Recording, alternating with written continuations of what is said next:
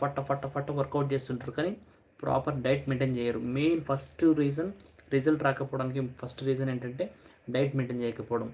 So మీరు ఒకవేళ workout start చేసి ఉంటే, జిమ్ స్టార్ట్ చేసి ఉంటే అసలు డైట్ ఏం తీసుకుంటున్నారు, ఏమేమి తీసుకుంటున్నారు, ఎంత తీసుకుంటున్నారు అనేది క్యాలిక్యులేషన్ చేసుకోండి, ఫస్ట్ పాయింట్.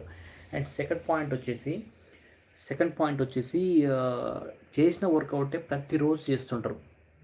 ఏదో ఈరోజు 2-3 రోజులు చేస్తే బైసెప్ పంపు పోకుండా గట్టిగా ఉంటుంది, లావుగా కనిపిస్తుందని.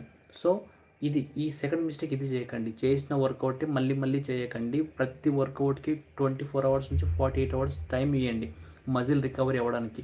సో ఆ విధంగా వర్కౌట్ ప్లాన్ చేసుకోండి.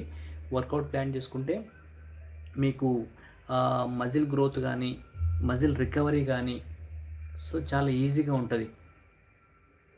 డైలీ చేసిన వర్కౌట్ చేయడం వల్ల కూడా మీ మజిల్స్ అనేది టైట్ అయిపోయి మీకు ఆ గ్రోత్ అనేది కనిపించదు.